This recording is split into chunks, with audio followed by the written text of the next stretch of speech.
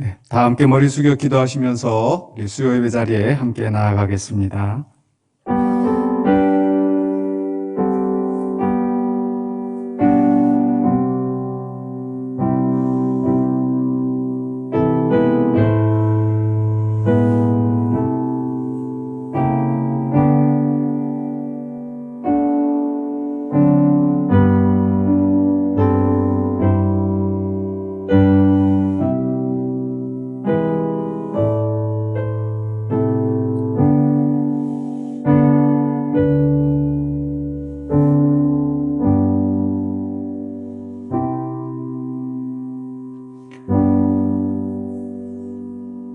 천지를 창조하시고 주관하시며 또 우리의 삶을 주관하신 아버지 하나님 감사합니다. 오늘 이 시간에 우리가 겸손히 수요 예배 자리에 함께 머리 숙여 기도하오며 주 앞에 예배 자리에 나아갑니다. 하나님 함께하여 주시고 또 예배 가운데 주님 영광 받으시오며 또 예배에 참여한 우리 모두에게 하늘의 은혜와 복으로 채워주시옵소서. 예수 그리스도 이름으로 기도하옵나이다. 아멘. 찬송가 176장 함께 찬양하겠습니다.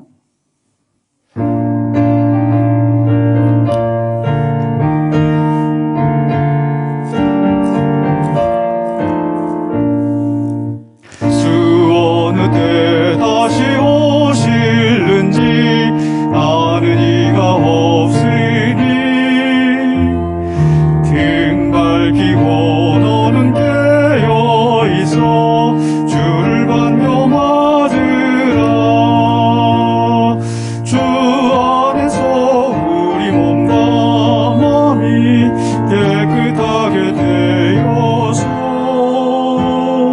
주 예수님 다시 오실 때에 모두 기쁨으로 맞으라. 주 오늘에 다시 오신다면 부끄러움 없을까. 잘하였다 주님 칭찬하며 우리 맞아 주실까. 주 안에서 우리 몸과 마음이 깨끗하게 되어서 주 예수님 다시 오실 때에 모두 기쁨으로 맞으라. 주 예수님 맡겨주신 일에 모두 충성 다했나. 내 마음속에 확신 넘칠 때에 영원한 시가 됐네. 주 안에서 우리 몸과 마음이 깨끗하게 되어서 주 예수님 다시 오실 때에 모두 기쁨으로 맞으라. 주 예수님 언제 오실는지 한밤이나 낮에나 늘 깨어서 주님 받는 성도 주의 영광 보겠네. 주 안에서 우리 몸과 마음이 깨끗하게 되어서 주 예수님 다시 오실 때에 모두 기쁨으로 맞으라. 함께 기도하겠습니다. 사랑의 주 하나님, 오늘도 감사합니다. 주님의 은혜 안에서 살아갈 수 있게 하여 주시고 주의 말씀 안에 함께 모여 기도하며 찬송하며 주의 말씀을 듣게 하여 주셨사오매 이 시간에 또 우리가 함께 연합하여 또 주님 앞으로 나아가기를 원합니다. 우리의 마음을 붙잡아 주시옵소서. 어지럽고 힘든 세상 가운데서 주의 말씀으로 우리의 길을 밝혀주시고 또 그 말씀이 우리 마음속에 온전히 또 깨달음을 허락하여 주셔서 그 말씀대로 살아가는 우리가 되게 하여 주시옵소서. 때로 우리가 그 말씀에서 벗어나서 엉뚱한 길로 가다가 주님을 근심하게 하였다 할지라도 속히 회개하고 돌아와서 주님과 온전한 관계를 유지하면서 주님의 나라에 살아가는 우리 모두가 되게 하여 주시옵소서. 또 지난 한 해 동안도 주님께서 우리에게 은혜를 베풀어 주시고 우리의 삶의 길을 인도하여 주셨사오매 또 2022년에도 주님 그 인도하심을 따라 살아가는 우리의 삶이 될 수 있도록 하여 주시고 또한 우리 공동체가 될 수 있게 하여 주시옵소서. 여러 가지 공동체 어려운 일이 많이 있었으나 주님께서 하나하나씩 해결하여 주심을 감사드립니다. 하나님, 이제 마무리되어져야 될 일들이 남아 있습니다. 그 속에서도 주님께서 영광 받으시고 또 우리가 온전히 그 일에 우리의 사명을 다 감당할 수 있도록 도와주시옵소서. 그리하여 2022년에는 우리 군산영광교회가 온전히 회복되어지고 또 주님이 보시기에 또 사람들이 보기에 사랑받는 그런 공동체로 설 수 있도록 도와주시옵소서. 그리하여 이 교회를 통하여서 많은 영혼들이 주님 앞으로 돌아오고 주께 영광 돌리는 귀한 복음의 역사가 우리 가운데 있게 하여 주시옵소서. 또 이 추운 계절에 또 코로나 바이러스가 창궐한 이 시기에 사랑하는 형제 자매들 건강 지켜주시고 또 노년에 또 여러 가지 질병으로 여러 가지 또 오랜 기간 동안 가지고 있던 고질병으로 또 마음의 병으로 힘들어하는 우리 형제 자매들이 있습니다. 하나님께서 일일이 기억하여 주시고 그 마음에 평안함 주시고 육신의 강건함 허락하여 주시옵소서. 그리하여 또 금년엔 더 새롭게 회복된 영육 간의 강건한 모습으로 주께 영광 돌리는 우리의 삶이 될 수 있도록 도와주시옵소서. 또 세계 곳곳에서 여러 가지 많은 문제들이 벌어지고 있습니다. 카자흐스탄에서 벌어지고 있는 여러 가지 그런 충돌 상황 하나님께서 개입하여 주시고 속히 평화와 안전이 일어날 수 있도록 도와주시옵소서.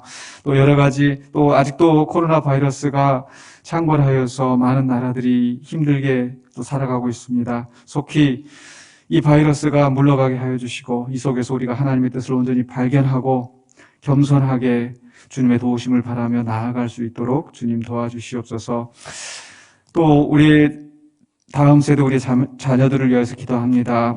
교회가 여러 가지 어려운 상황이 있을 때에 시험 들고 낙심하게 된 그 심령들을 하나님께서 어루만져 주시고 이제 교회가 회복되어지는 것을 보면서 또 그 믿음도 회복되어지고 또 다시 함께 모여서 주께 영광 돌리며 주의 말씀을 배우며 신앙이 나날이 성장해 갈 수 있도록 주님 도와주시옵소서.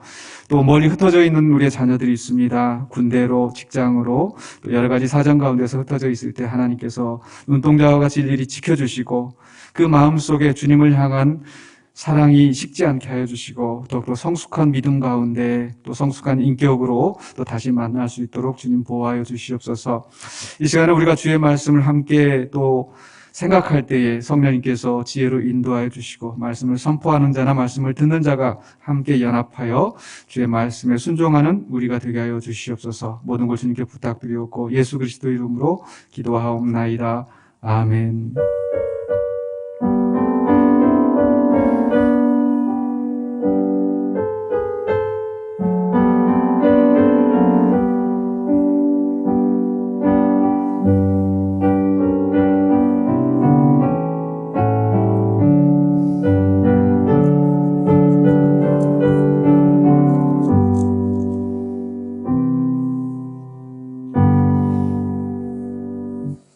하나님 말씀 베드로후서 3장 1절로 7절입니다. 베드로후서 3장 1절로 7절 말씀.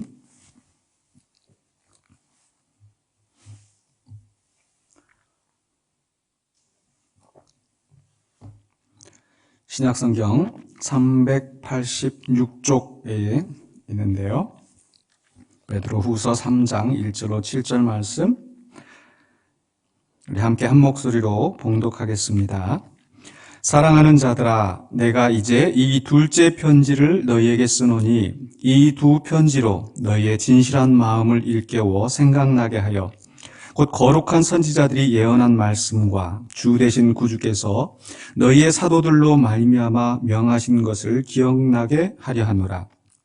먼저 이것을 알지니 말세에 조롱하는 자들이 와서 자기의 정욕을 따라 행하며 조롱하여 이르되 주께서 강림하신다는 약속이 어디 있느냐? 조상들이 잔 후로부터 만물이 처음 창조될 때와 같이 그냥 있다 하니 이는 하늘이 옛적부터 있는 것과 땅이 물에서 나와 물로 성립된 것도 하나님의 말씀으로 된 것을 그들이 일부러 잊으려 함이로다. 이로 말미암아 그때의 세상은 물이 넘침으로 멸망하였으되 이제 하늘과 땅은 그 동일한 말씀으로 불사르기 위하여 보호하신 바 되어 경건하지 아니한 사람들의 심판과 멸망의 날까지 보존하여 두신 것이니라. 아멘. 주의 강림의 약속이라는 말씀의 제목으로 오늘 본문을 함께 살펴보려고 합니다. 우리가 새벽 시간에 디모데서를 살펴보고 있고 또 우리 수요 예배 시간에 이제 베드로 전후서를 우리가 함께 살펴보고 있는데요. 이 서신들 속에서 공통적으로 나타나는 그 초대교회의 문제들이 있습니다. 그것은 바로 이 거짓 선생들의 존재입니다. 거짓 선생들에 대해서 경계하라, 주의하라, 그렇게 이야기를 하고 있습니다. 가르침이 교회 안에서 굉장히 중요하다라는 것을 새벽 묵상 말씀을 통해서 이야기를 했었고요. 또 특별히 예수님께서 제자들을 보내시면서 내가 너에게 분부한 모든 것을 가르쳐 지키게 하라. 그래서 가르쳐 지키게 하는 것이 이 교회의 가장 좀 본질적인 문제라는 것을 우리가 항상 잊지 않아야겠습니다. 그 속에서 오늘 이제 베드로 사도가 이야기하는 것은 바로 주의 강림의 약속에 대한 교훈을 중심으로 이야기를 하고 있는데요. 바로 이 주의 강림을 두고 많은 이단들이 또 미혹하는 자들이 있어 왔습니다. 또 주의 강림에 대해서 아예 가르치지 않고 무시하는 것도 잘못된 문제이겠죠. 잘못된 가르침이겠죠. 그래서 우리가 오늘 본문 말씀 속에서 주의 강림에 대해서, 주의 강림의 약속에 대해서 우리에게 어떤 교훈을 주시는지 이 말씀을 좀 더 깊이 살펴보려고 합니다. 첫 번째로 1절로 2절에서 베드로 사도는 바로 이 서신을 쓰고 있는 목적이 무엇인가를 분명하게 밝히고 있습니다. 1절에 보시면 사랑하는 자들아 내가 이제 이 둘째 편지를 너희에게 쓰노니 이 두 편지로 너희의 진실한 마음을 일깨워 생각나게 하여, 그래서 두 편지를 쓰고 있다. 둘째 편지라고 하는데 그럼 첫째 편지는 무엇인가? 성경학자들 간에 여러 이제 의견이 있더라고요. 그래서 첫째 편지는 베드로 전서이다라고 말하는 분이 있고 3장 1절에서 이제 이 둘째 편지를 쓴다라고 한 걸 보면 아마 1장과 2장을 먼저 편지로 써서 보낸 다음에 이제 3장에서부터 이제 둘째 편지를 이야기한다. 이렇게 설명하는 경우도 있습니다. 그런데 그런 것들이 사실 그렇게 중요한 문제는 아니라고 보여지고요. 더 중요한 것은 이 편지들을 첫째 편지나 둘째 편지나 이 편지를 쓰는 목적이 무엇인가 하는 거겠죠. 그래서 3장 1절 후반부에 이 두 편지로 너희의 진실한 마음을 일깨워 생각나게 하여, 그렇죠? 우리 안에 이미 복음을 듣고 우리 안에 가지고 있는 그 진실한 마음, 그런 것들이 잊혀지지 않도록 생각나게 하도록 깨우치게 하는 것이 목적이다, 이렇게 이야기합니다. 그 앞에서도 베드로가 그런 말씀을 이야기했었습니다. 1장 15절에서도 내가 떠나면은 내가 떠나더라도 너희들이 이게 생각나게 하기 위해서 이 편지를 쓰고 있다라고 이야기했던 것처럼 다시 3장에 와서 너희 안에 받았던 그 믿음, 진실한 복음, 진실한 마음을 생각나게 하려고 이 편지를 쓰고 있다라고 하는 거죠. 그렇다면 그 진실한 마음이라는 게 뭔가? 그게 이제 2절에서 설명이 되어집니다. 2절에서 곧 거룩한 선지자들이 예언한 말씀과 주 되신 구주께서 너희의 사도들로 말미암아 명하신 것을 기억하게 하려 하노라. 명확하게 기억하게 하려 하는 것이 무엇인지 두 가지로 이야기하고 있죠. 첫 번째로는요, 선지자들이 예언한 말씀, 거룩한 선지자들이 예언한 말씀, 예언이 있고요.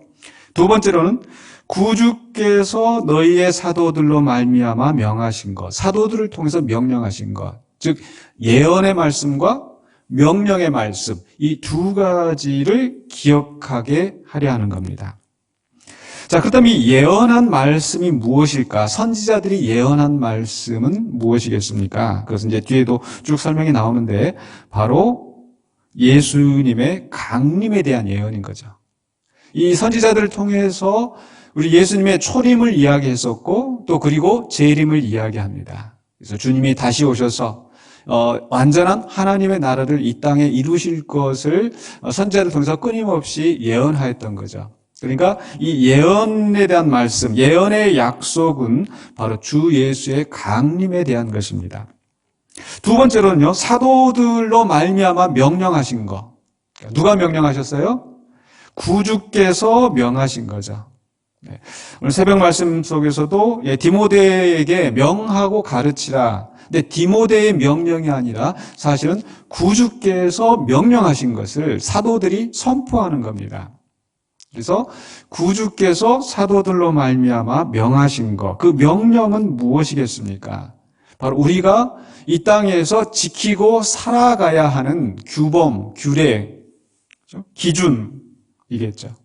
그래서 예수님께서 제자들을 보내시면서 말씀하였던 것은 내가 너에게 분부한 모든 것을 가르쳐 지키게 하라.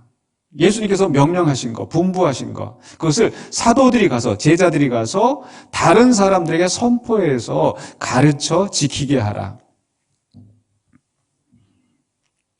그래서 선지자들을 통해 예언한 말씀이 주 예수의 강림에 대한 예언이라고 한다면 구주께서 사도들로 말미암아 명령하신 것은 우리가 어떻게 살아야 하는지 바로 도덕에 대한, 윤리에 대한 강령이라고 할 수 있겠습니다.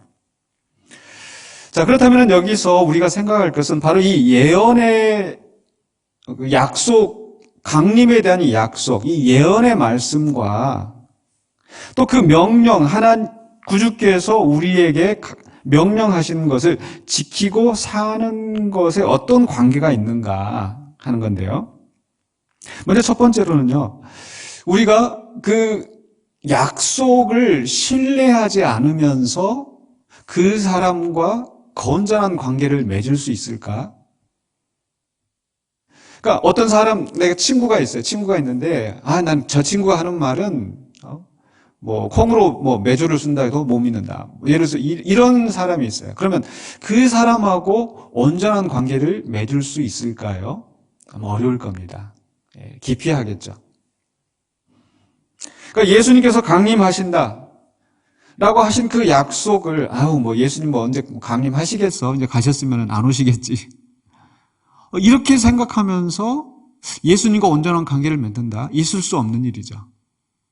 믿음이 흔들리면서 내가 예수님을 믿는다 할 수가 없는 겁니다. 분명히 성경을 통하여서 또 예수님이 그 제자들에게 다시 오실 것을 말씀하셨는데 그걸 믿어야 되겠죠?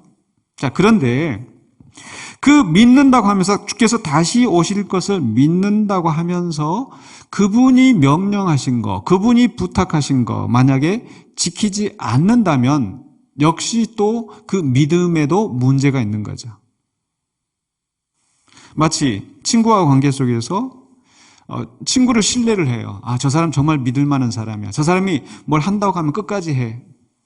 근데 만약에 그 친구가 나한테 돈을 빌려달라고 부탁을 합니다. 내가 지금 급한 일이 생겨서 돈이 좀 필요한데 내가 일주일 후에 갚을게. 한 달 후에 갚을게. 믿는다면은 빌려주겠죠. 근데 내가 자네 말은 믿어. 당신 말은 믿어. 너의 말은 믿어. 그런데 나는 돈을 빌려주고 싶지 않아. 이러지는 않을 거란 말이죠.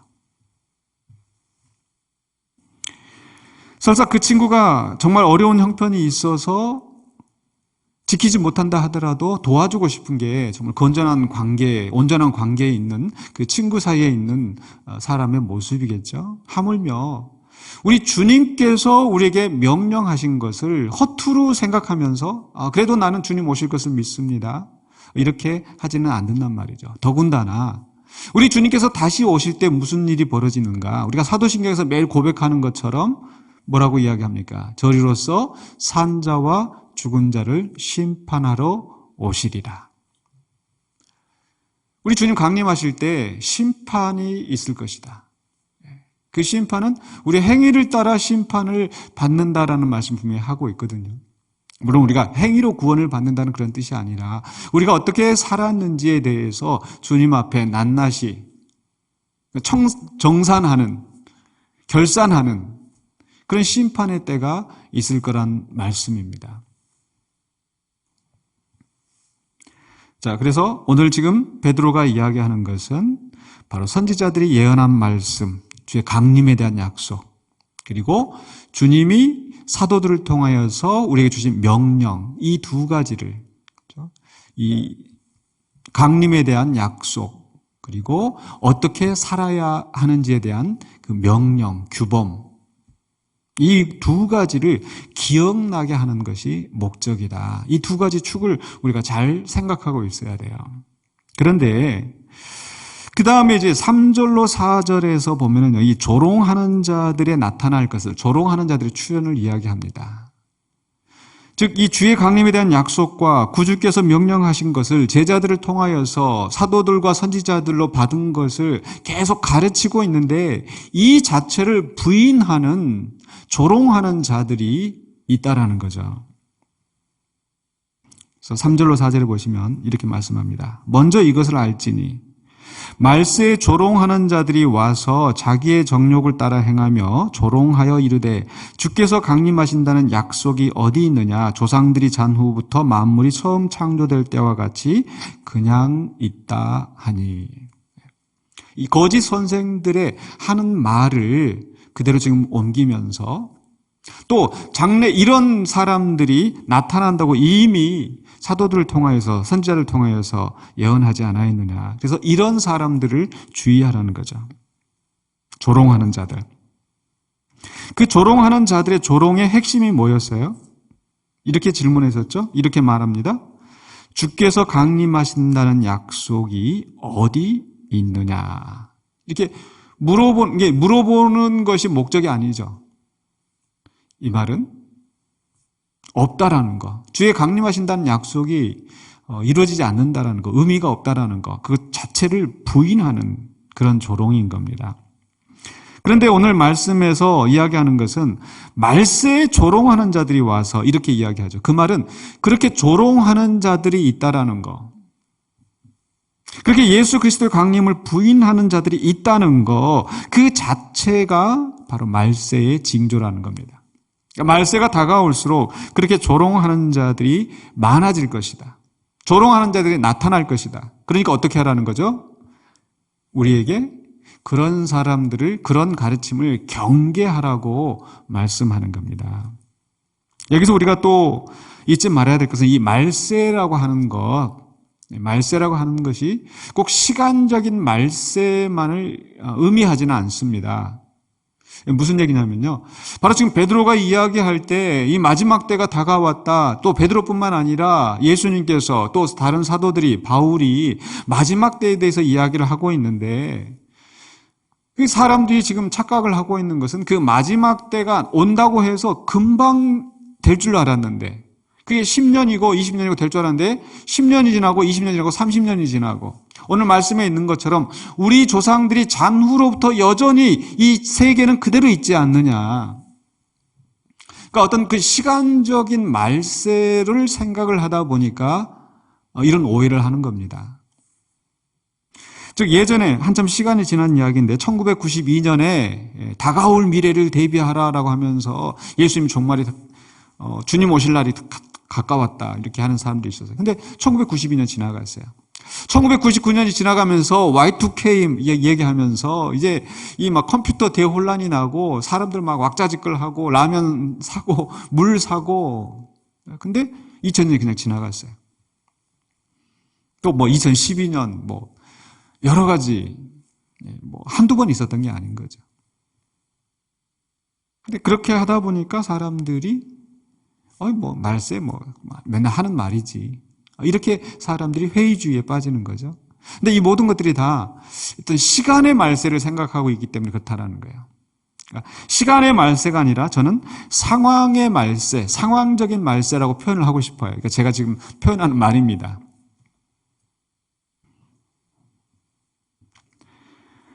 그러니까 주님이 언제 오실는지 우리는 알 수가 없다. 요한계시록 3장 20절에 말씀하신 것처럼 볼지어다 내가 문 밖에서 두드리노니. 지금 예수님이 문 밖에서 두드리고 있어요. 예수님이 저 멀리 지금 주님 강림하시려면은 아직 한참 멀었다가 아니라 주님이 문 밖에서 두드리고 있는 상황, 임박한 상황. 언제 이 문이 열리고 주님이 오실지 모르는 그날이 도적같이 이룰 줄 너희가 알지 못하냐. 상황적인 말세라는 거예요. 상황적인 말세. 모든 것이 준비되어 있어요. 그러니까 시간의 말세라고 하는 것은 이게 말세까지 되려면은 예를 들어서 200년 남았는데 이제 180년 이게 아니라는 거죠.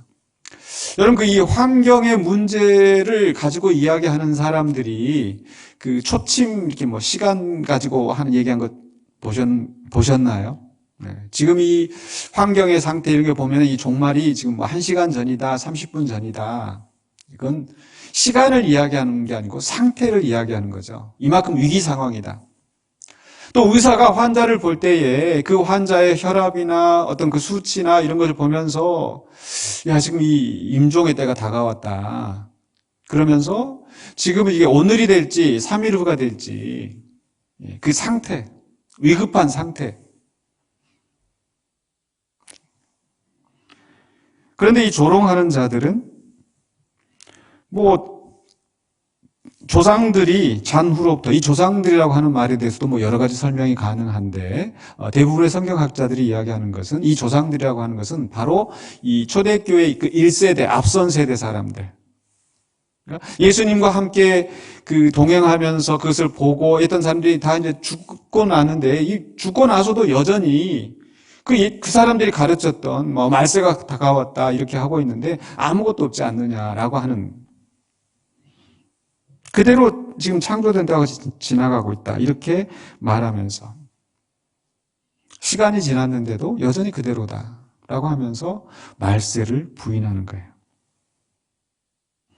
자, 그런데 이 사람들이 이 말세를 부인하는 또 하나의 그 동기라고 할까요? 그 사람들이 하는 행동에 대해서 우리가 놓치지 않고 봐야 될 게 있는데, 그것은 바로 다시 한번 3절 다시 보시면요. 베드로서 3장 3절 4절에서 먼저 이것을 알지니 말세에 조롱한 자들이 와서 어떻게 한다고 그랬어요?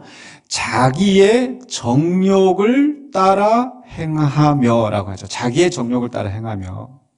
행함에 대해서 이야기를 하고 있습니다. 그러니까 말세에 대한 소망, 말세에 대한 약속을 부인하는 사람의 또 다른 동기는 내 마음대로 사는 거예요. 내 욕심대로 사는 거예요. 왜? 말세에 주님이 오신다면은 심판이 있다라는 거, 죽은 자와 산 자를 심판하신다는 거, 이걸 생각한다면 내 욕심 따라 내 마음대로 그렇게 살지 못하겠죠.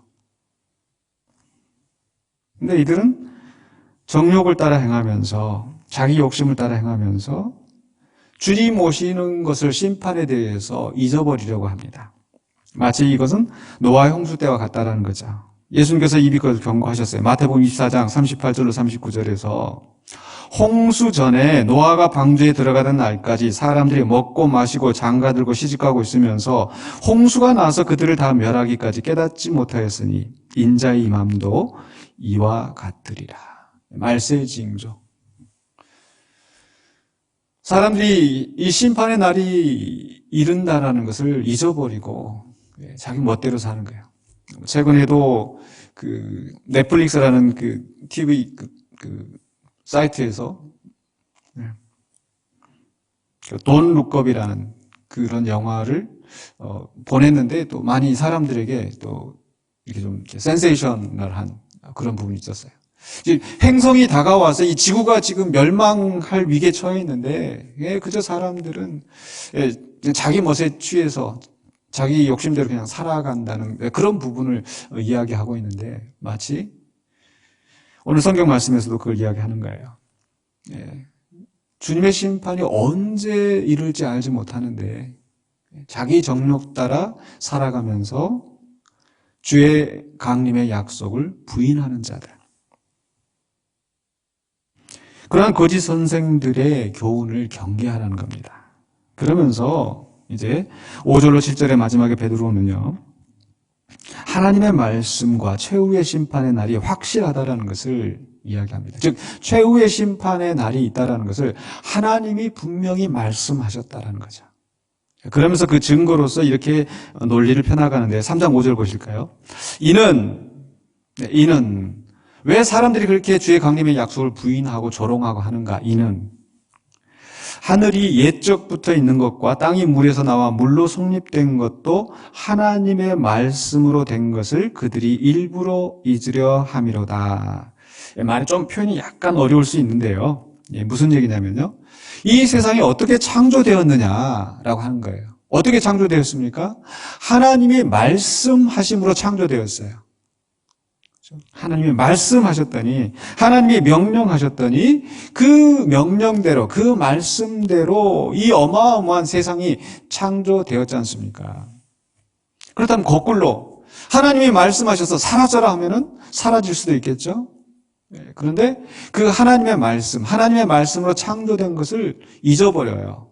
그래서 이 하나님의 말씀이 그만큼 권위가 있다라는 거, 이거 자체를 인정하지 않는다라는 거죠. 그 다음 말씀이 계속해서 보면 3장 6절에 계속해서 베드로후서 3장 6절에 이로 말미암아 그때의 세상은 물이 넘침으로 멸망하였을 때, 여기서 이로 말미암아, 이게 이로 말미암다는 것이 무슨 뜻일까? 본문의 맥락을 살펴보면요, 저는 제가 이해하는 바는 하나님의 말씀으로 말미암아 세상에 물이 넘침으로 멸망하였다. 즉 창세기 1장에서 하나님께서 세상을 말씀으로 창조하셨는데, 이제 창세기 6장 7장에 가면은 하나님께서 노아에게 말씀하시잖아요. 홍수가 날 것을. 그러니까 그 말씀하신 대로 세상이 물이 넘쳐서 멸망하였다라는 거죠. 말씀대로. 그리고 나서 7절에 이제 하늘과 땅은 그 동일한 말씀으로 불사르기 위하여 보호하신 바 되어 경건하지 아니한 사람들의 심판과 멸망의 날까지 보존하여 두신 것이니라. 동일한 말씀, 권위 있는 말씀, 온 세상을 창조하시는 말씀, 홍수로 모든 것을 멸하셨던 그 말씀, 그 말씀으로 주의 강림을 약속하시고 그 말씀으로 강림하실 때 온 세상을 불로 심판하실 거라는 것을 예언하셨다는 거죠. 다만 그 심판의 날까지 지금 이제 보존하여 두시는, 하나님이 연기하신 그 상황이라는 겁니다. 그래서 지금 이 베드로 사도는 바로 이 조롱하는 자들의 말과 하나님의 말씀을 대조시키고 있어요. 조롱하는 자들이 뭐라고 얘기해요?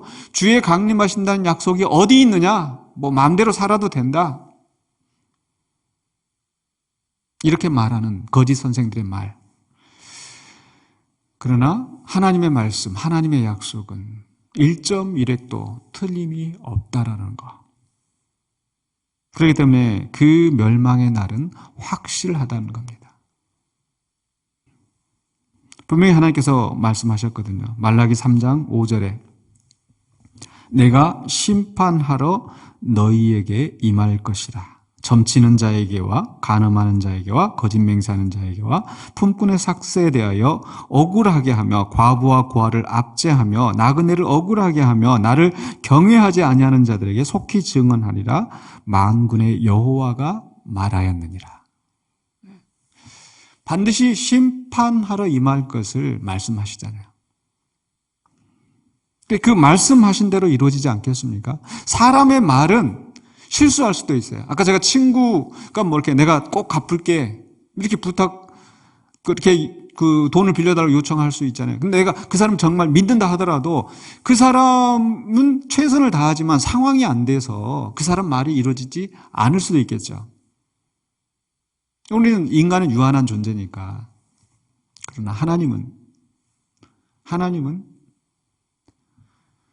전지전능하신 하나님, 온 세상을 주관하신 하나님, 그 하나님께서 내가 심판하러 올 것이라 라고 말씀하셨으면 그대로 이루어지지 않겠습니까?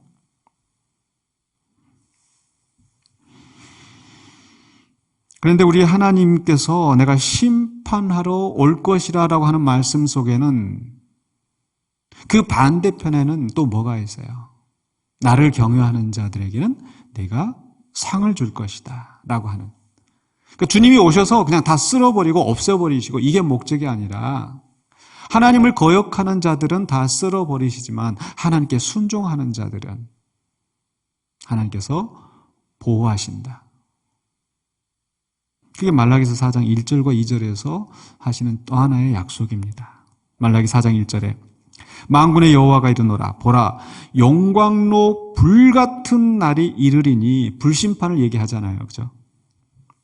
교만한 자와 악을 행하는 자는 다 지푸라기 같을 것이라 그 이르는 날에 그들을 살라 그 뿌리와 가지를 남기지 아니할 것이로되. 그 엄청난 불심판 가운데에서 그 다음에 하나님이 어떻게 말씀하세요? 말라기 4장 2절에 내 이름을 경외하는 너희에게는 공의로운 해가 떠올라서 치료하는 광선을 비추리니 너희가 나가서 외양간에서 나온 송아지같이 뛰리라.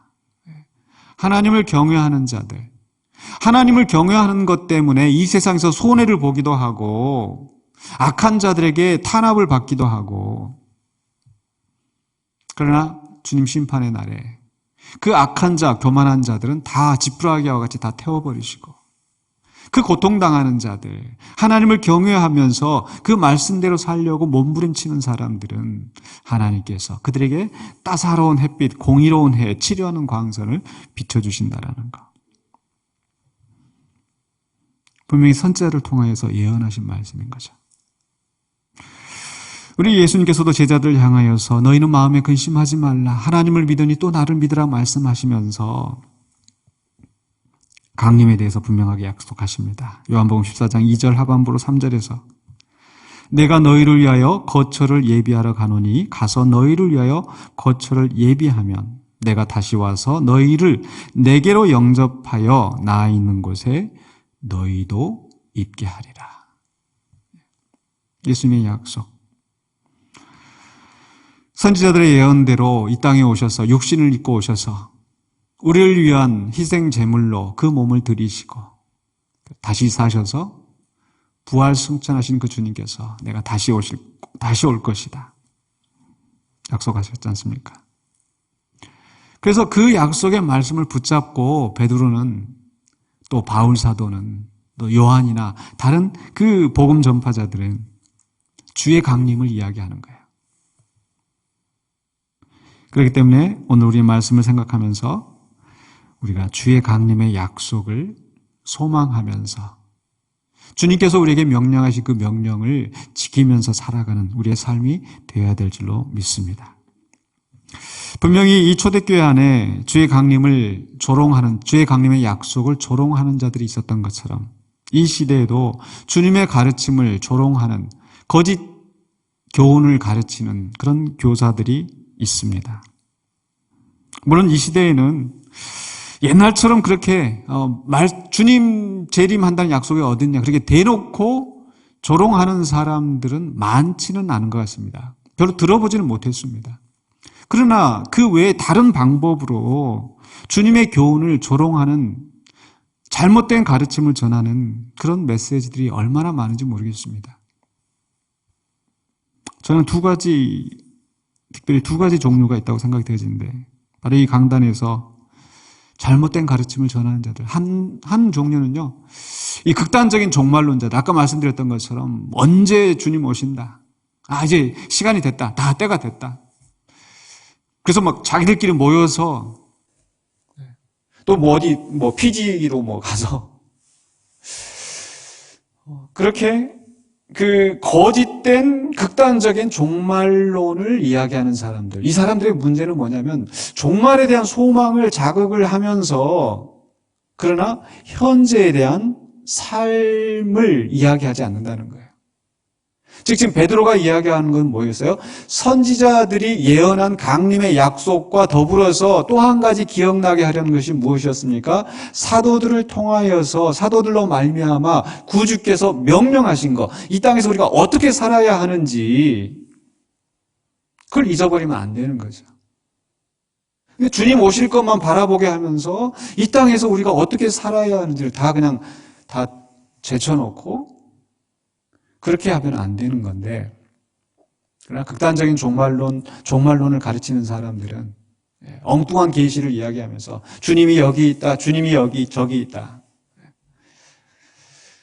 그렇게 하면서 주님의 명령하신 것을 생각하지 못하게 하는 거예요. 종말론자들. 현재는 없고 지금 여기에서 삶은 생각하지 않고 그저 미래에 대한 소망만, 그것도 잘못된 소망을 이야기하는 사람들. 두 번째로는요, 반대로 현세론자들, 이렇게 표현하고 싶어요. 그러니까 종말에 대한 소망, 주님이 강림하실 때 무슨 일이 일어날 것인지 거기에 대한 분명한 교훈을 이야기하지 않고 어떻게 살아야 되는지를 이야기하지 않고 그저 지금 여기서 잘 먹고 잘 사는 것에 성도들이 초점을 두게 만드는 거예요. 정욕을 따라 행하며 먹고 마시고 즐기고 어떻게 하면 성공하고 출세하고, 바로 기복신앙 대표적인.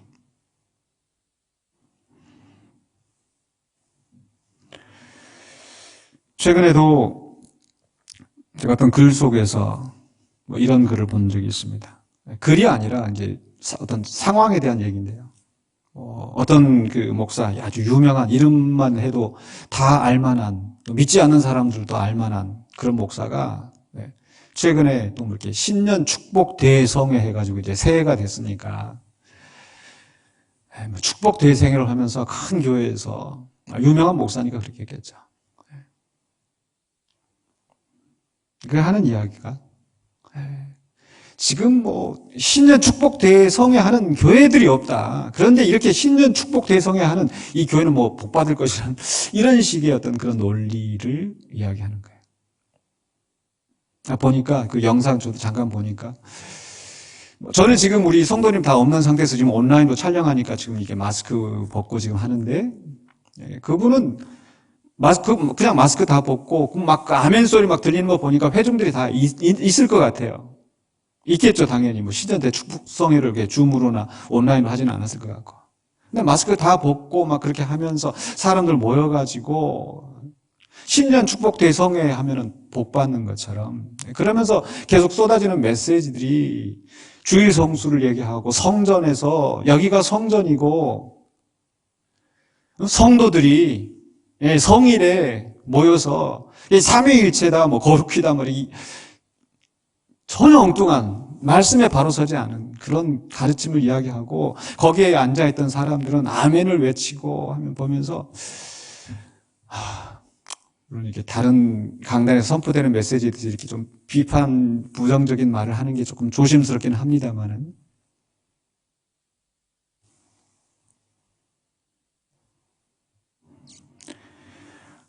주님 강림하심에 대한 약속, 그리고 그 날을 바라보면서 우리가 어떻게 살아야 되는지, 내가 너에게 분부한 모든 것을 가르쳐 지키게 하라라고 하는, 그것은 어디 가버리고 기도하면 복 받습니다, 헌금하면 복 받습니다 라고 이렇게 한다면 과연 온전한 가르침일까? 물론 우리는 분명히 기도하는 거 필요합니다. 신년이 되어서 우리가 송구영신 기도회를 하면서 정말 한 해를 마무리하고 또 새해에 대한 또 우리의 소망을 이야기하고 기도하고, 또 지금 이런 코로나 상황이 아니라면 저도 우리 교회 성도들과 함께 이렇게 정말 복을 갈망하면서 함께 할 겁니다. 근데 그 복이라는 게 어떤 복일까? 주님의 명령을 떠나서 그저 종교적인 열심으로 복을 누리는 그런 복이 되어서는 안 되겠죠. 분명 우리가 하나님 앞에 헌신하고 내가 좀 덜 쓰고 주님 앞에 정말 그 옥합을 깨뜨린 여인처럼, 가난한 과부의 그 동전을 드린 그 심정처럼 정말 하나님 앞에 아낌없이 드릴 때에 하나님께서 복을 주시는 것은 당연합니다. 그런데 그런 진실한 마음 없이 그저 복 받기 위해서 한다면 주님이 과연 기뻐하실까? 주님이 과연 그런 사람들에게 복을 주실까? 저는 그렇지 않다고 생각을 합니다. 오늘 말씀 속에서 우리는 분명히 주의 강림의 약속을 바로 깨닫고 또 바로 믿어야 합니다. 우리 주님 반드시 다시 오십니다. 그리고 다시 오실 때에 분명히 심판하십니다. 불로 심판하십니다. 그러나 하나님을 경외하는 자, 주님을 경외하고 주님의 명령대로 지키면서 우리의 삶의 자리에서 또 우리 공동체 안에서 믿음의 공동체 안에서 또 지역사회에서 맡겨주신 사명을 최선을 다해서 살아가는 것. 그렇게 하나님을 경외하면서 하나님의 나라와 의를 위하여서 우리가 살아갈 때에 바로 주님이 언제 오실는지 우리가 알지 못하지만 그 주님이 반드시 오셔서 우리를 높이시고 하늘의 별과 같이 빛나게 세워주실 줄로 믿습니다. 그래서 그 나라를 소망하면서 우리가 믿음의 길을 오늘 또 현재 이 자리에서 온전히 감당하시는 저와 여러분이 되시기를 주님의 이름으로 축원합니다. 기도하겠습니다. 우리 시간은 주의 말씀을 함께 생각하면서 오늘 말씀을 생각하면서 함께 기도하기를 원합니다.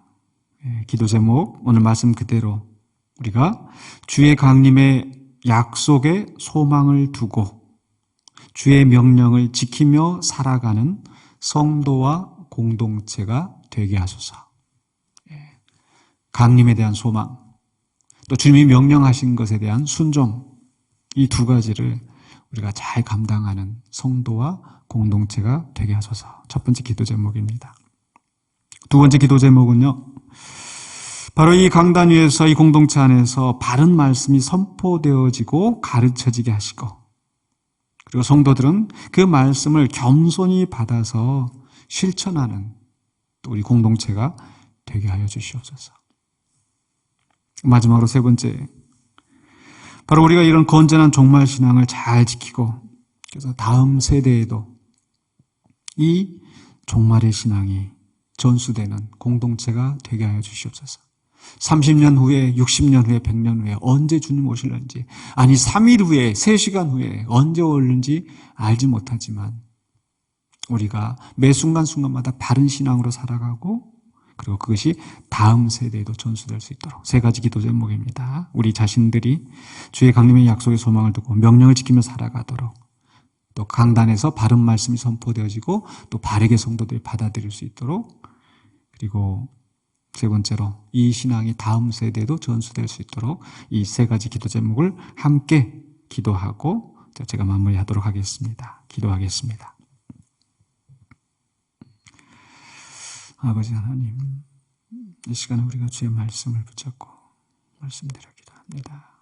하나님 아버지, 이 땅 위에 여러 가지 거짓된 가르침, 거짓된 말씀들 많이 우리를 미혹하게 하고 또 주님에 대한 온전한 종말의 신앙을 갖지 못하고 나태하고 약한 모습으로 살아갈 때가 많이 있었습니다.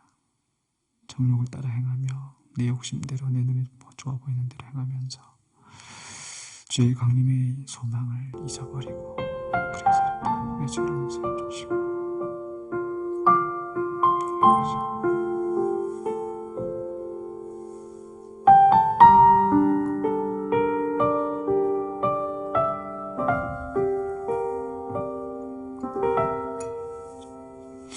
아버지 하나님, 우리는 주님의 강림의 약속을 잊어버리고 주님의 그 심판의 엄청남을 잊어버리고 내 욕심대로 내 생각대로 살다가 많아서 고백합니다. 오늘 말씀 우리에게 원하시는데 우리가 주의 약속을 따라 살아가고 그렇게 되게 해주시옵소서. 주님, 아버지 아멘. 주 예수여 어서 오시옵소서. 소망 가운데 주님을 붙잡는 우리 되게 하시고 주의 성령의 우리를 위해서 아버지 하나님 온전히 주의 말씀 앞에 순복하며 온전한 소망 가운데 우리가 믿음의 길을 갈 수 있도록 주님 도와주시옵소서.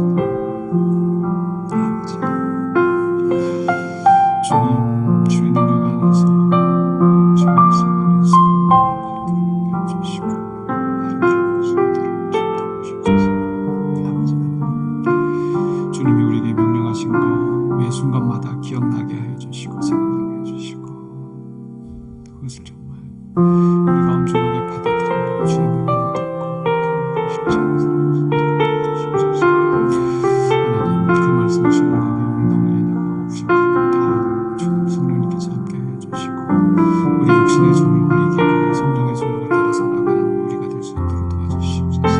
공동체가 되게 해주시옵소서. 하나님 이 강단 위에서 주의 바른 말씀이 선포되지게 도와주시옵소서.